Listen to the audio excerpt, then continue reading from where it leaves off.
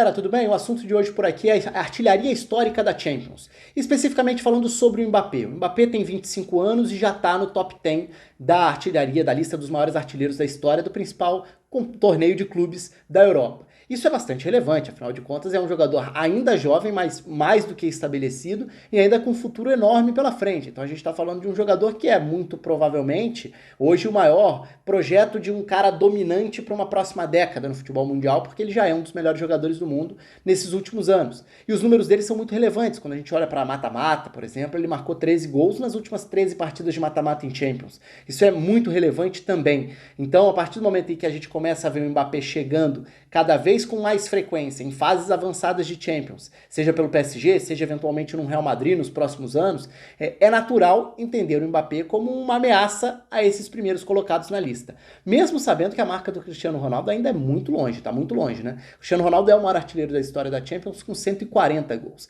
Na semana passada, na semana dos jogos de volta das quartas dessa Champions 2023-2024, a UEFA postou na sua conta no Twitter uma artilharia histórica, né, a lista que a gente está vendo aí, que tem justamente o Cristiano Ronaldo lá com 140, o Messi em segundo com 129, o Lewandowski com 94, Benzema 90. O Raul com 71 já merece um destaque, porque o Raul, durante boa parte da carreira dele no Real Madrid, quando a gente vai olhando ali para a reta final, e ele vai atingindo essa marca dos 71 gols, na época essa marca era considerada inatingível, tá? Na época todo mundo olhava para o Raul chegando a 70 gols, terminando com 71 e falava: acho que nunca alguém vai chegar nessa marca do Raul, vai ser difícil alguém superar essa marca do Raul. E era uma marca bem relevante mesmo, porque embora não seja uma grande média de gols, o Raul teve meio gol por jogo, né? Então ele fazia um gol a cada dois. Ele jogou muitas partidas de Champions, né, para chegar nessa marca, porque ele foi um atacante importante em termos de longevidade no Real Madrid. Ele jogou de 95 a 2011 a Champions. Então assim, ele estava ali de sempre, ele jogou 130 partidas de Champions pelo Real Madrid, num clube que estava sempre jogando Champions. E ele consegue chegar a essa marca que na época era tida como inatingível. O Van Nistelrooy, na mesma época ali, né, um jogador contemporâneo no Raul, chegou a 56. Mas se a gente for parar para pensar, descendo nessa lista aí, que nessa arte da UEFA acaba pegando os primeiros 15 jogadores da lista basicamente, né? Ali embaixo o Salah tá com 44, o Drogba também fez 44 gols, estaria empatado na 15ª posição histórica da Champions. Então assim, se a gente for passar nome por nome dessa lista, a gente vai ver como são jogadores basicamente dessas últimas 2 décadas, com exceções. O Raul, como eu falei, o Van Nistelrooy, jogadores que pegam o fim dos anos 90, a década de 2000 também, Henry da mesma forma. Exceções para valer mesmo, de Stefano, né? A gente tá falando de um jogador histórico de um outro período, lá do início da era Champions, segunda metade dos anos 50, quando o Real Madrid foi dominante. Ele fez 49 gols em 58 jogos, ou seja, uma média absurda de mais de 0,8 por jogo. Outro nome de outra época, o Eusébio, também jogando nos anos 60, início dos anos 70 pelo Benfica, tendo 46 gols na época em 65 jogos, também uma marca relevante se a gente pensar em média, mais de 0,7 por jogo. São os 2 únicos jogadores de uma outra época. E aí a gente precisa entrar num contexto histórico muito interessante para entender as transformações da artilharia da Champions. Por que isso acontece, né? Por que os artilheiros históricos da Champions estão concentrados nessa era mais recente da história do torneio? Tem algumas justificativas para isso. A gente precisa começar falando sobre o formato do torneio. Formato do torneio. A Champions era, historicamente, um torneio de mata-mata do início ao fim. Então, era um torneio que era, vamos lá, para tração paralela, era como se fosse uma Copa do Brasil. Ela não tem uma fase de grupos. Você joga ida e volta na primeira rodada e se você perdeu, você está eliminado. E acabou a Champions para você. Então, assim, eram poucos os jogadores que conseguiam disputar a Champions, muitos jogos de Champions, por vários anos. Com mais um agravante. Além de ser um torneio de mata-mata desde o início, que significa descartar muitos clubes e, consequentemente, muitos jogadores logo de cara, logo nas primeiras fases, ainda tinha um outro problema aí, que é o fato de que até o meio dos anos 90, então a gente está falando de muito tempo de Champions, a Champions começa lá em 55, então assim, durante muito tempo, a Champions só contava com o campeão nacional de cada país. Ou seja, não era fácil você jogar Champions todo dia, todo ano. Não que seja fácil hoje em dia, mas hoje em dia a gente tem 4, eventualmente 5 vagas de Champions para alguns países. Então os principais clubes frequentam a Champions a cada ano, toda a temporada. Na época não, você tinha que ser o campeão do campeonato do seu país para jogar Champions no ano seguinte. Isso significa que muita gente grande, muito clube, muito jogador grande jogou a Champions esporadicamente e não todo ano como a gente se acostumou a ver nesses últimos anos. Então se a gente for sai lá de 55 e chegar até 97, 97 foi a primeira vez em que a UEFA abriu as vagas para vice-campeões das principais ligas. É verdade que nessa altura já tinha mudado o formato do torneio, passando a ter fase de grupos, né? A Champions passa por uma transformação relevante no início dos anos 90, inclusive quando muda de nome e adota o nome Champions League, porque até então era European Cup, ou seja, a Copa da Europa. Era a Copa dos Campeões da Europa, basicamente, depois passa a ser a Champions League, Liga dos Campeões, com essa mudança de formato já nos anos 90. Então ela tem essa quebra de uma barreira, que é uma mudança grande em termos de marca no início dos anos 90, mas em termos de formato e de participação de clubes, é em 97 que a Champions passa a ter mais clubes entrando com frequência. Porque tudo bem, aí você não era campeão do seu país, mas se você fosse vice de uma das principais ligas, você entraria. Só que ainda não eram 8 grupos, tá? A questão dos 8 grupos viria depois, viria em 99 apenas. No primeiro momento, você até tinha o vice-campeão participando, isso aconteceu ali em 97, 98, 98, 99. Mas é em 99 que vem a outra transformação da Champions, passando a ter 8 grupos na primeira fase.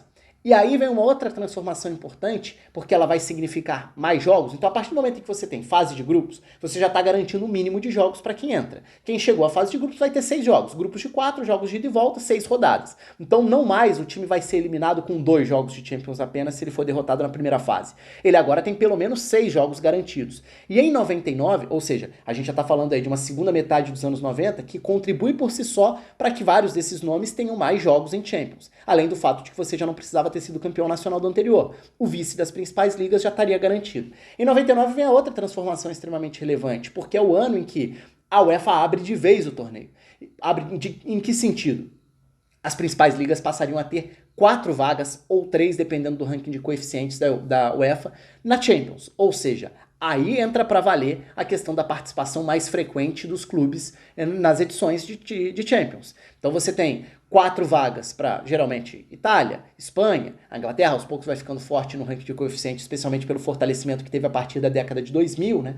A Alemanha, enfim, os principais países aos poucos vão garantindo mais vagas no principal torneio. E o outro detalhe, como você tem essa ampliação da Champions, ela não se dá apenas no número de clubes, de grupos na primeira fase. Então não mais eram 6 grupos de 4. Agora eram 8 grupos de 4, mas isso tinha um outro detalhe também. Com 8 grupos de 4, a UEFA também adotou a partir de 99 uma segunda fase de grupos, que era uma fase muito legal do ponto de vista de gerar jogos grandes, né? Então você tinha a primeira fase de grupos com 6 rodadas e a segunda fase de grupos com mais 6 rodadas. Então todos os 16 classificados eles eram sorteados para uma segunda fase de grupos com 4 grupos com 4 equipes, mais 6 rodadas. Olha a diferença. Agora a gente está falando de um período histórico, a partir de 99, em que os principais clubes naturalmente acabam passando da primeira fase de grupos, eles já tendem a entrar mesmo não sendo campeões nacionais, pode entrar como segundo, como terceiro colocado da sua liga, e ele ainda vai passar para a próxima fase e tendo já logo de cara 12 partidas garantidas de Champions antes do mata-mata. Então tinha a segunda fase de grupos e aí os 2 primeiros se classificavam para as quartas de final. Era uma época em que você tinha 12 jogos somando as 2 primeiras fases de grupos, mais 2 jogos de quartas, mais 2 jogos de semis e mais a final. Então a gente está falando aí de um período em que você poderia jogar até 17 partidas, somando aí 6, mais 4 de volta quartas e semi, mais a final. 17 partidas de Champions para ser campeão. É muita coisa. Isso faz com que o número comece a crescer de jogos. Então você pega, por exemplo, o Raul, que jogou nesse período histórico, segunda metade dos anos 90 com o Real Madrid, década de 2000 com o Real Madrid, um clube que estava sempre lá, nessa altura já sendo campeão espanhol ou não, estava sempre lá e geralmente indo longe. Isso ajuda a justificar o fato do Raul ter tido tantas partidas de Champions nesse período. Não estou diminuindo o feito dele de ter feito tanto gol, tá? Estou só justificando o crescimento do número de jogos. Isso vale, por exemplo, para o Van Nistelrooy. Van Nistelrooy nunca foi campeão de Champions. Ele foi artilheiro de 3 edições, mesmo nunca tendo sido campeão. Ele pega esse período, no PSV, depois no Manchester United, depois no Real Madrid, esse período em que são muitos jogos garantidos para clubes que chegam a uma segunda fase. Isso vai mudar na temporada 2003-2004. Então, assim, não é que tenha durado tanto tempo a segunda fase de grupos. Então, a segunda fase de grupos vira oitavas de final. E aí você muda e diminui a garantia mínima de jogos para esses clubes que avançavam de fase, passando da primeira fase. Então, assim, agora você tem os 6 jogos da primeira fase, você vai para as oitavas e já pode ser eliminado ali. Então você pode ser eliminado jogando 8 partidas, por exemplo, somando ida e volta das oitavas. Se você avança, 10 jogando as quartas. Se você avança para a semi, 12. Se você chega à final, 13 partidas como o número de jogos para você ser campeão a partir da fase de grupos. Diminuiu um pouco em relação ao regulamento anterior. Por outro lado, você tem a garantia de que esses clubes estão participando todo ano da competição. Então, de novo, tudo isso, essas transformações ajudam muito a gente a entender por que os maiores artilheiros da história da Champions estão concentrados nesse espaço dos anos 90 para cá, porque as mudanças de regulamento foram muito relevantes. E aí a gente chega no momento atual que a gente vive. E aí a gente vai falar especificamente do Mbappé. O Mbappé tem essa média fantástica de gols, e quando a gente olha novamente para a lista, a gente tenta entender. O Mbappé teve uma temporada de Champions pelo Mônaco, em que ele fez 6 gols em 9 jogos. E no PSG ele tem marcas bem importantes também, são 42 gols em 62 jogos. Então a gente está falando basicamente de um jogador que tem, basicamente ali, 2 gols a cada 3 jogos, né? Se a gente quiser resumir um pouco dessa média dele. No total ele tem 0,68 de média de gols até aqui. Eu tô fazendo esse recorte pós quartas de final da Champions 2023-2024, tá? É evidente que a tendência é que ele continue marcando e a ideia do vídeo é exatamente em cima disso. Então a gente tá falando de um Mbappé que, nos últimos anos, ele costumava jogar, se acostumou a jogar entre 8 e 10 jogos no PSG. Se a gente pegar nas últimas edições de Champions, ele jogou na temporada 2022-2023, ele fez 7 gols em 8 jogos. Na 21-22, ele fez 6 gols em 8 jogos. Na 20-21, ele fez 8 gols em 10 jogos. Isso para pegar esses últimos anos. Então ele tá sempre ali, se a gente pega essas últimas 4 edições de Champions contando o atual, ele tá sempre com pelo menos 0,75 gol por jogo. Ou seja, a gente tá falando aí de um jogador que basicamente marca pelo menos 3 gols a cada 4 jogos de Champions e com um aproveitamento excepcional em mata-mata. Tudo isso é muito relevante para a gente entender e tentar projetar se é possível chegar a essa marca tão impressionante da artilharia histórica, porque afinal de contas ele ainda está muito atrás do Cristiano Ronaldo, que chegou a 140. Então a gente vai precisar de 2 aspectos aqui para tentar projetar um Mbappé chegando a essa marca. Longevidade, passa pela capacidade dele de ter mais pelo menos uns 10 anos de carreira mantendo essas médias impressionantes. Isso, do ponto de vista de potencial, ele tem.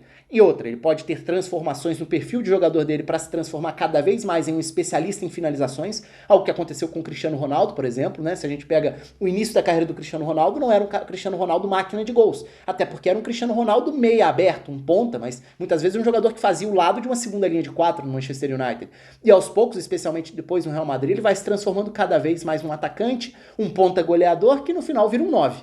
Um jogador cada vez mais acomodado em contextos que permitiam liberdade para que ele fosse o responsável por gols. Então a carreira do Cristiano Ronaldo teve transformações muito relevantes no jogador que ele é, para potencializar essa máquina de gols. E o Mbappé pode ser um jogador que pode passar por isso também. Então a gente está falando de longevidade com médias absurdas, isso vai ser necessário, e também o fato de ter que jogar num clube que vai estar todo ano chegando longe em Champions. Disputar Champions todo ano, ok, não vai ser um problema. No PSG, no Real Madrid ou qualquer outro que seja o destino dele, não dá para imaginar a carreira do Mbappé passando por um clube que não esteja todo ano na Champions, até pela relevância que tem o torneio. Então é muito provável que o Mbappé continue disputando Champions por pelo menos mais uns 10 anos. E aí a gente entra na mudança de regulamento para a próxima temporada. A partir de 24, 25, a gente tem a possibilidade de mais jogos na Champions, porque a fase de grupos vai acabar, você vai ter uma primeira fase geral, aliás, vocês podem deixar nos comentários, se vocês quiserem um vídeo específico sobre o novo regulamento da Champions, eu posso fazer em breve. Então você vai ter uma classificação geral, e agora com 36 clubes, não mais 32, mas todo mundo tendo uma garantia de 8 jogos na primeira fase. Já tem uma mudança aí. Em vez de 6, vão passar a ser 8. Aí você vai para o mata-mata na sequência, mas os clubes classificados entre a 9ª e a 24ª posições, esses clubes ainda vão ter uma fase seguinte, né, de mata-mata, uma fase de playoff, antes das oitavas de final. Ou seja, para alguns clubes você vai ter 8 da primeira fase, mais 2 da fase de playoff, já são 10. Para aí depois chegar no mata-mata. Oitavas, quartas, semis e de volta, a gente tá falando de mais 6 jogos, somados aos 10 anteriores, 16, mais a final, 17 jogos. A Champions volta a ter um número de jogos possível para um finalista semelhante ao que tinha naquele período da segunda fase de grupos. A diferença é que agora, quem se classificar entre a primeira e a oitava posições vai pular essa fase de playoff, então vai direto para as oitavas, o que vai significar aí um número máximo de 15 e não 17 partidas. De qualquer maneira, a gente está falando de um número alto de jogos para um clube que chega com frequência a essas fases finais. E aí a gente entra na questão da projeção. Quantos gols será que o Mbappé vai conseguir fazer por ano nessas próximas temporadas? Se a gente parar para pensar e olhar de novo para números dele, na atual temporada ele tá Ele se classificou das quartas para a semi, por enquanto, tendo 8 gols em 10 jogos. É uma média de 0,8. É uma média alta, evidentemente, mas é uma média parecida com a que ele teve nesses últimos anos de Champions. Geralmente ele é entre 0,75, 0,8. Se ele faz essa média nos próximos 10 anos, e aí vai depender do número de jogos que ele vai ter, se ele fizer, por exemplo, 10 jogos por temporada, e aí a gente está falando de basicamente ser eliminado nas oitavas, ou ser eliminado na fase de playoff, a gente está falando dele fazer mais 80 gols, por exemplo. Com mais 80 gols, ele chegaria a 128, somando os 48 que ele tem hoje. Não seria suficiente para chegar no Cristiano Ronaldo e encostaria no Messi. Mas se a gente projeta um pouco mais, vamos lá, se o Mbappé vai para o Real Madrid, e o Real Madrid continua sendo um clube que todo ano chega às fases avançadas de Champions, como se acostuma fazer, é perfeitamente possível que jogue em média 12 partidas por ano. 12 partidas por ano seria chegar às quartas de final a cada temporada, basicamente. E se aí você continua nessa média de 0,8 em 12 jogos, a gente está falando de fazer 96 gols nos próximos 10 anos. Isso já significaria chegar a 144 gols, ou seja, já superar a marca do Cristiano Ronaldo. Então assim, é difícil? É evidente que é. O Cristiano Ronaldo não é uma máquina histórica por acaso. Ele teve uma longevidade na carreira, mantendo números absurdos e até crescendo esses números absurdos a partir de determinado momento da carreira, da vida, com essas transformações que ele passou. O Mbappé hoje é um jogador que promete, assim, já é mais do que uma realidade, é um jogador extremamente vencedor. Mas assim, ele promete continuar sendo uma máquina, talvez até potencializado se for para um clube gigantesco como o Real Madrid, tão acostumado a ter títulos de Champions. Se você passa a jogar no Real Madrid e a gente continua projetando no Real Madrid todo ano chegando ali a quarta, semi, final, a gente está falando de um clube que vai jogar 12, 14, 15 jogos de Champions por temporada. Com o Mbappé tendo essa média que ele tem tido nos últimos anos, sim, seria possível chegar a essa marca. É claro que tudo isso é muito difícil. Primeiro, porque você precisa estar nesse clube que precisa se manter no topo por muito tempo. Segundo, que você precisa se manter no topo, não só em termos de número, mas até em capacidade técnica, física, para você continuar sendo titular. E aí a gente volta até lá no ponto do Raul lá atrás. Ah, o Raul jogou muito jogo, assim é fácil. Não, não é fácil. Até porque, primeiro, que você está jogando a maior competição de clubes. Segundo, que você está no Real Madrid. Então, você se manter titular do Real Madrid por 2 décadas, não vai ser fácil para ninguém. E isso vale para todo mundo. Vale para o que o Cristiano Ronaldo fez, vale para outros jogadores que estão nessa lista. Então, assim, é um tema muito interessante, porque a artilharia da Champions foi muito escrita, como a gente viu nessa lista, por conta dessas transformações históricas de regulamento. A Champions, por uma questão política hoje em dia, existe uma guerra dos principais clubes para que ela cada vez tenha mais espaço dentro do calendário. Daí a ideia da Superliga. Então, a ideia dos principais clubes é: o que atrai mais holofotes? O que atrai mais público, mais audiência? Ter grandes jogos entre os principais clubes. Então vamos aumentar as competições europeias. E essa é a guerra que está sendo travada, né? Uma queda de braço que já existe há vários anos. E a UEFA atende a isso, tentando fazer política, tentando manter jogos para as federações menores, tentando agradar todo mundo, mas já deu um passo aumentando o tamanho do número de jogos, do calendário da primeira fase. Então, pode ser que nesses próximos anos a gente volte a ter novas transformações, aumentando novamente o número de datas de competições europeias. Quanto mais data, mais jogo. Quanto mais clube participando, maior a frequência que vários desses jogadores vão atuar. E isso tende a inflar muitos desses números. Então pode ser que a gente tenha nos próximos anos uma nova leva de jogadores dessas décadas, de 2010, 2020, 2030, ocupando essa lista do top 10, do top 15 da artilharia histórica da Champions. É algo pra gente prestar atenção, porque é algo que está em constante movimentação, em constante transformação. E o Mbappé hoje é um grande expoente pela idade. É claro que a gente pode falar do Haaland também e tudo, mas o Mbappé hoje é o grande expoente em termos de potencial para chegar a essas marcas inalcançáveis, inatingíveis, impossíveis. Como era impossível a marca do Raul lá atrás, que o Cristiano Ronaldo acabou dobrando, né? O Cristiano Ronaldo foi de 71 para 140 gols. A marca impossível do Raul virou metade da marca do Cristiano Ronaldo. Hoje parece impossível alguém atingir a marca do Cristiano Ronaldo. Um dia ela provavelmente vai ser atingida e batida. Será que vai ser pelo Mbappé? Será que vai ser pelo Haaland? Será que vai ser por alguém que ainda nem surgiu pro futebol? Isso a gente vai precisar esperar para ver, mas é um ponto legal de acompanhar. Um abraço, até a próxima.